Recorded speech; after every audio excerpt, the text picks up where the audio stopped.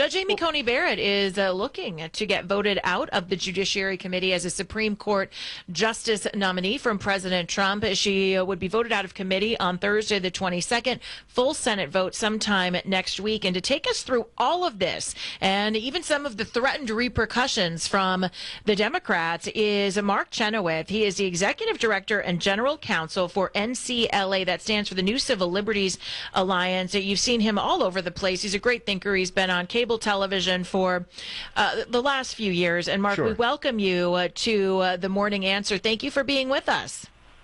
Well, thanks for having me, Jennifer. And take us through what you made of Judge Amy Coney Barrett's appearance last week, because me, as a conservative on the show, I thought she was phenomenal. Brian, as a liberal, said, well, she didn't answer any questions. What do you think, as someone who has actually vetted Supreme Court nominees, what do you think of her performance at the end of the week? If I had to sum it up with one word, Jennifer, I would say unscathed.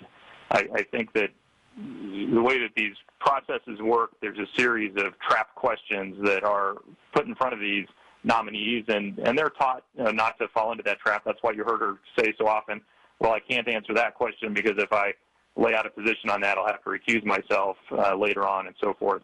And so I think that she did a very fine job of answering the questions that weren't that kind of trap question, and also did a nifty job of dodging the questions that she really couldn't answer any more than Justice Kagan or other predecessors could answer when they were in front of the committee.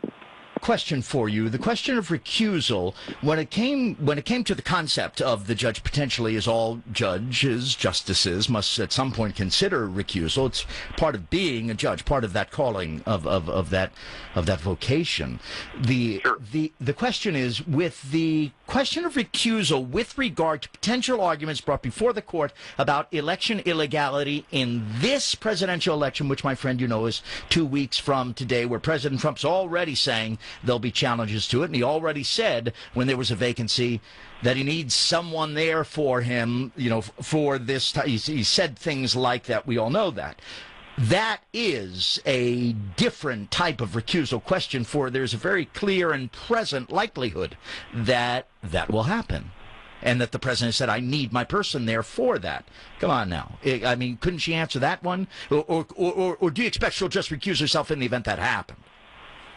Well, I think there's a chance that she would recuse herself. I think it does depend a little bit on what the particular controversy is that makes it up to the court. Now, we were lucky in 2000 during the Bush v. Gore controversy that none of the justices sitting on the court were appointed by Bush or Gore. Obviously, Ginsburg and Breyer had been appointed by the Clinton administration, which was part of Clinton-Gore, and neither one of them recused themselves from the Bush-Gore decision when it came out. So I don't think that the precedent isn't that a justice necessarily has to recuse themselves from an election controversy just because they were appointed by one of the people in it. That's one of the reasons they have life tenure, is so that they are no longer bound to the person who appointed them. What do you think about the questions from the opposition? Because obviously we know that unlike any time in our history, really, we're so divided, Mark Chenoweth, that Republicans will vote to confirm will confirm Amy Coney Barrett. Democrats will not. Her qualifications, unfortunately, don't really matter. What do you think of the performance of the Democrats? We saw with Justice Brett Kavanaugh that they really came in with these surprises, these attacks that were so very personal and ended up being really not true, unvetted.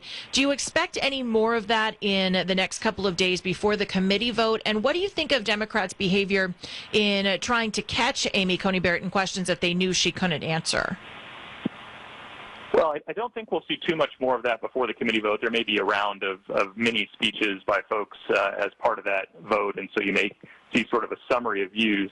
And I expect that when you get to the floor of the Senate and have a floor vote, you may see speeches from folks who didn't have a chance to answer or to ask questions, rather, in committee.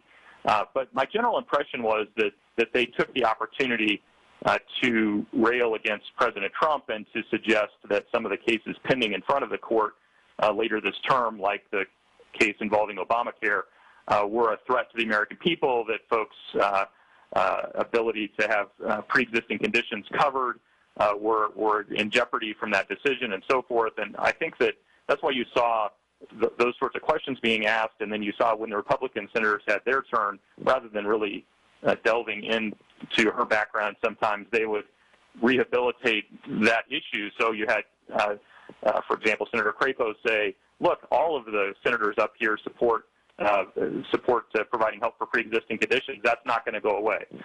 And so the debate was sidetracked on those sorts of issues rather than have a lot of detailed discussion about Justice Barrett's views. Chenoweth on the Morning Answer here for a Tuesday question, my friend. With the way senators now vote on Supreme Court nominees in confirmation hearings and confirmation votes, I always feel a little bit older when I understand I've lived through a time in history that's never coming back.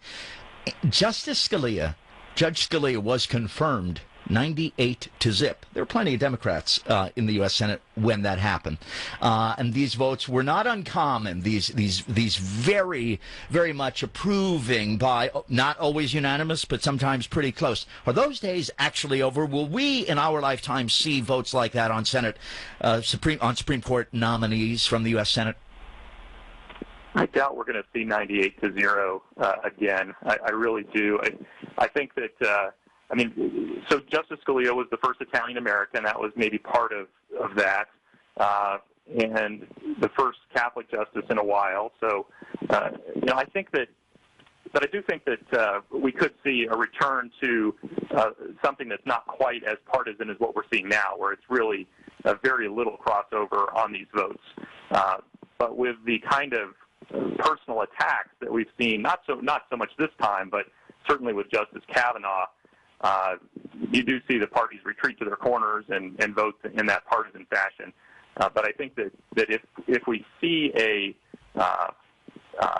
candidate in the future, a nominee in the future, who is perceived to be replacing someone who had similar views to them, then it could be less contentious. I think Justice Kavanaugh was seen as being more conservative than Justice Kennedy. I think, obviously, Justice Barrett is seen as more conservative than Justice Ginsburg, and so that's one of the reasons why you have more animosity maybe from the other side with those picks. Mark Chenoweth, our guest, Executive Director and General Counsel for the New Civil Liberties Alliance. Mark, in our last moment here, we've heard a lot about court packing, about adding Supreme Court justices as retribution if Democrats take control of the Senate. And, of course, there's a lot of back and forth about whether or not Joe Biden supports this.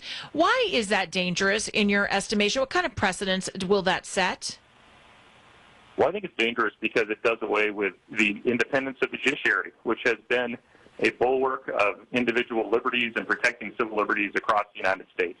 And if the Democrats do that next year, you can count on the Republicans adding a couple of seats the next time that they're in charge. And furthermore, you can count on state courts around the country when Republican governors and state legislatures have the ability to shift the balance of state legislatures. They're going to follow that lead and follow that model. And you'll just destroy judicial independence across the United States of America. When this idea came up to pack the courts in 1937, the Senate Judiciary Committee put out a bipartisan report that completely repudiated the idea and said that they hoped that it would never see the light of day again because it was such a horrid idea. It's really authoritarian, and it's the kind of thing that no democratically elected leader should even consider, let alone propose. All right, great information there. Mark Chenoweth, again, New Civil Liberties Alliance. Get more information from them, nclalegal.org. Mark, you're welcome back here anytime so that you can help us through the rest of this process. Well, thank you, Jennifer. Thank you, Brian. A pleasure to be with you this morning.